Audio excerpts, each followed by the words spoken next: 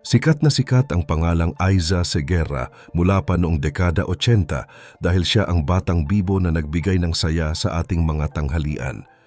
Kilala natin siya bilang ang batang laging katabi ng mga host sa Eat Bulaga at ang mahusay na singer sa likod ng mga sentimental na kanta na iniyakan ng maraming Pilipino. Pero sa kabila ng ningning ng kanyang pangalan sa showbiz, marami tayong hindi alam tungkol sa mga mabibigat na pinagdaanan niya sa likod ng mga kamera. Mula sa kanyang pakikipaglaban sa depresyon hanggang sa matapang na pag-amin sa kanyang tunay na pagkatao, ang buhay ni Aiza Seguera ay puno ng mga revelasyon na tiyak na magpapabago sa tingin niyo sa kanya. Paano nga ba ang isang batang hinangaan ng buong bansa ay dumaan sa proseso ng pagbabago na hindi agad naintindihan ng lahat? Pero bago po ang lahat, baka pwedeng pa-like ang video na ito at mangyaring mag-comment sa baba kung taga saang lugar ka para malaman namin saan umaabot ang ating mga video dahil napakalaking bagay na ito sa aming content creators. Maraming salamat po. Si Aiza Seguera ay ipinanganak bilang Carriza Yamson Seguera noong Setyembre 14, 18 at 33. Lumaki siya sa isang pamilya na talagang nagtuturo ng disiplina at nagpapahalaga sa pag-aaral. Ang kanyang mga magulang na sina Daddy Dick at Mommy Caring ang naging sandigan niya sa bawat hakbang ng kanyang career. Ngunit ang mga nakaraang taon ay naging napakahirap para sa kanya dahil sa sunod-sunod na pagsubok sa kanyang pamilya. Noong taong 2025 ay pumanaw ang kanyang ama at nitong Hunyo 2025 lamang ay nagpaalam na rin ang kanyang ina na si Mommy Caring sa edad na 84. Napakabigat ng dagok na ito dahil madalas sabihin ni Aiza na ang kanyang ina ang nagsilbing gabay at lakas niya sa lahat ng laban niya sa buhay. Kahit na sikat siya, hindi siya nakaligtas sa sakit ng mawalan ng mga magulang na siyang unang tumanggap sa kanya. Kung babalikan natin ang kanyang simula, 3 taong gulang pa lang si Aiza nang sumali siya sa Little Miss Philippines noong 1987. Hindi man siya ang nanalo sa contest na iyon, siya naman ang naging paborito ng mga manonood dahil sa kanyang kakaibang talino at bilis sumagot sa mga hosts. Dahil sa husay niya, naging regular siya sa Eat Bulaga sa loob ng 10 taon at nakagawa ng mahigit 30 pelikula at mga programa sa telebisyon. Isa sa mga hindi malilimutang role niya ay bilang si Isko sa fantasy sitcom na Okay Ka Fairy Ko. Pero habang lumalaki siya sa harap ng publiko, unti-unti rin siyang nakaramdam ng kalituhan. Mahirap para sa isang bata na maging sikat habang pilit niyang hinahanap kung sino ba talaga siya sa labas ng mundo ng showbiz. Noong taong 2001, muling nagbago ang takbo ng kanyang career nang pasukin niya ang mundo ng musika. Inilabas niya ang kantang Pagdating ng Panahon na naging isang malaking hit sa buong Pilipinas. Ang kanyang mahinahon at malambing na boses ay nagustuhan ng lahat, pero sa kalooban niya ay may malaking kulang pa rin. Habang tinuturo sa kanya ng lipunan kung paano dapat kumilos ang isang babae, ramdam niya na may mali sa kung paano siya nakikita ng ibang tao. Noong 2007, nagpasya siyang maging tapat at umamin na siya ay isang lesbian.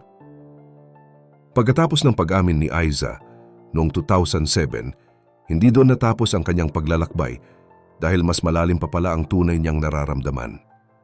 Noong taong 2014, muli siyang naging tapat sa publiko at formal na nagpahayag na siya ay isang transgender man at dito na rin niya sinimulang gamitin ang pangalang Aiza Seguera. Pero ang desisyong ito ay nagdala ng mas maraming tanong at panghuhusga mula sa mga tao na hindi pa handang tanggapin ang ganitong katotohanan.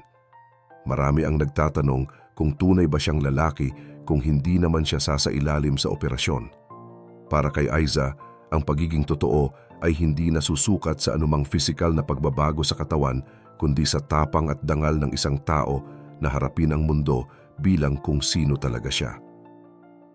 Noong 2018, gumawa siya ng isang malaking hakbang nang simulan niya ang hormone replacement therapy. Napakalaking desisyon nito para sa isang tulad niya dahil ang boses ang kanyang pangunahing kabuhayan bilang singer.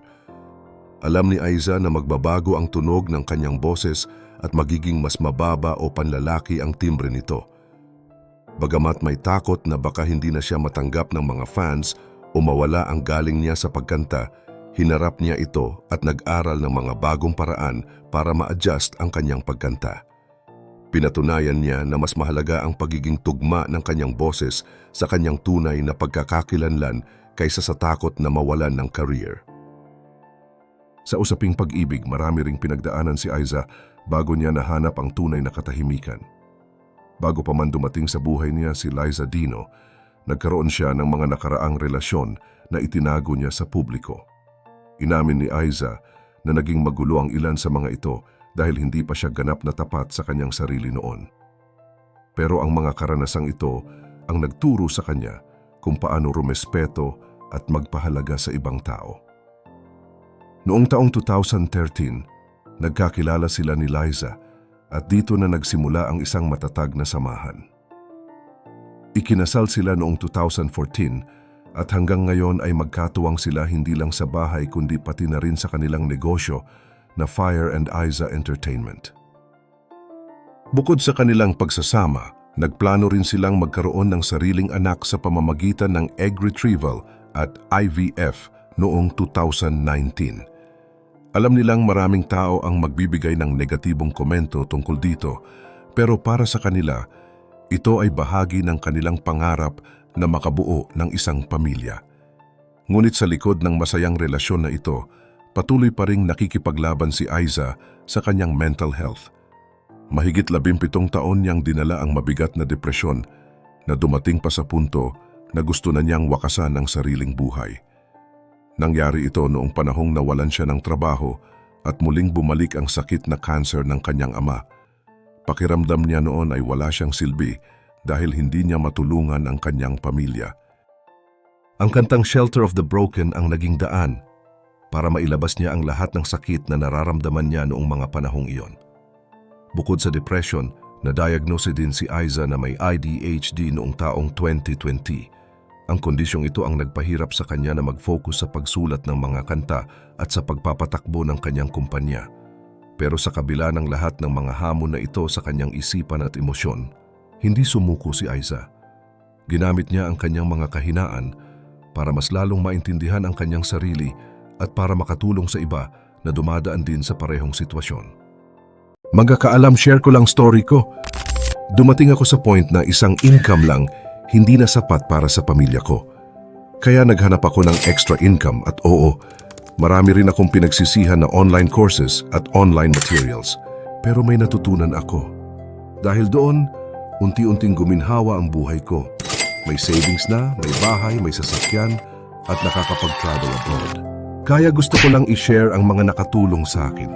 Inipon at compile ko lahat ng online course at online materials na alam kong makakatulong din sa iyo.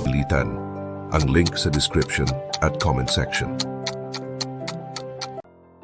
Hindi lang mental health ang naging kalaban ni Aiza dahil pati ang kanyang pisikal na pangangatawan ay dumaan din sa matinding pagsubok.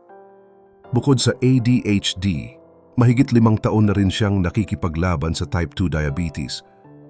Noong nakaraang taon lamang, nakatanggap siya ng isang matinding babala nang pumanaw ang isang kasamahan niya sa industriya dahil sa komplikasyon ng sakit na ito. Doon napagtanto ni Aiza na kailangan niyang mas maging seryoso sa kanyang kalusugan. Sinimulan niyang ayusin ang kanyang pagkain, pag-inom ng gamot, at regular na pag-ehersisyo para masigurong kaya pa ng kanyang katawan ang pagod sa mga creative projects at performances. Ang lahat ng ito ay dagdag na pasanin pa sa kanyang isipan, lalo na't hindi tumitigil ang mga mapanghusgang komento online. Hanggang ngayon, marami pa rin ang nagpapadala ng mga masasakit na salita at paulit-ulit na nagtatanong kung tunay na lalaki ba siya. Pero sa halip na gantihan ng galit ang mga bashers, pinili ni Aiza na ituon ang kanyang atensyon sa musika at sa kanyang pamilya. Para sa kanya, ang musika ay hindi lang trabaho kundi isang uri ng therapy. Sa bawat kanta na ginagawa niya, nailalabas niya ang lahat ng bigat na nararamdaman niya sa loob. Malaki ang pasasalamat ni Aiza dahil palaging nasa tabi niya ang kanyang asawa na si Liza Dino. Si Liza ang nagsisilbing anchor o sandigan niya tuwing pakiramdam niya ay nilalamon siya ng kadiliman ng depression. Bukod sa suporta ng pamilya, Patuloy rin siyang sumasailalim sa therapy at hindi siya nahihiyang ibahagi ito sa publiko. Layunin niyang mabawasan ang maling tingin ng mga Pilipino sa usaping mental health. Sinasabi niya na kahit gaano pa kadilim ang pinagdadaanan natin, lagi pa rin tayong may mahahanap na makakapitan.